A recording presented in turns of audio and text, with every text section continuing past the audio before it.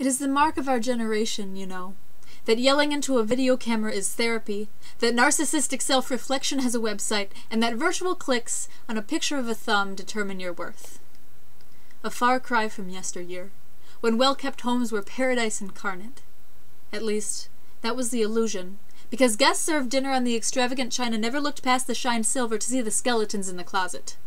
They never saw the dingy basement washroom where mother struggled with the dirty laundry, trying to beat the filth out of clothes before hanging them on the line for the world to see, trying to clean up the house in ways she could not clean up her life, planting flowers so no one looking in from the street could see her cry.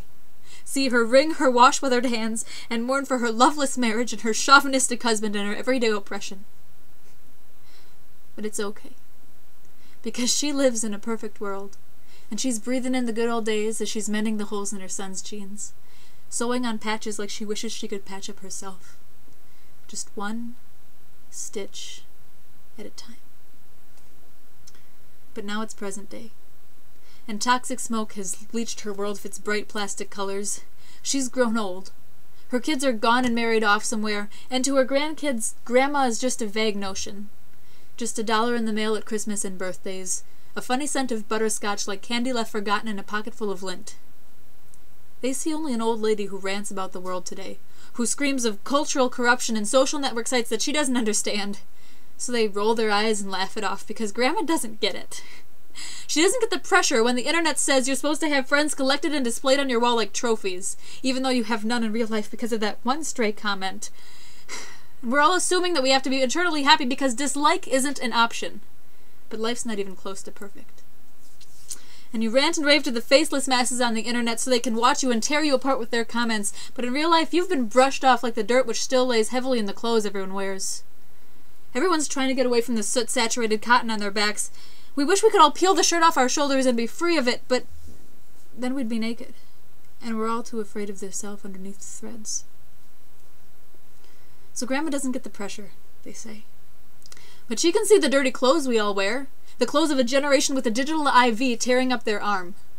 And it brings back the days of working in that basement washroom, scrubbing at cloth until her hands were raw and bleeding so her son could go to school with his head held high and his shirt pristine. Because Grandma can draw no parallels between this bulldozed age and her own idealized memories. She is a relic of her own definition, a leftover novelty from a time when people did not have these problems. So she can impose her own exile behind the glass case in the living room, on display while she observes corruption from behind the clouded window, but age does not leave her untouched. She tarnishes like the rest of us, and each new complaint chips the paint off her shoulders, revealing the grimy ceramic beneath. 'Cause she's breakable like the rest of us, and the bright colors she cloaked herself in were just a lie. The life she comes from is just as fragile, and just as dirty. And her excuse breaks like the mindset of the shattered 50s, revealing the true reason behind her stinging comments. Resentment. Resentment that her grandkids could escape the family ties which strangled her, that they could grow up to express themselves in ways she never could, that for them, their problems had an outlet. For them, it was socially acceptable to admit weakness. Her feelings are buried and steeped in deceit, ingrained from years of sweeping problems under the rug out of sight. But can you blame her? It's only natural. For the lie is just the mark of her generation.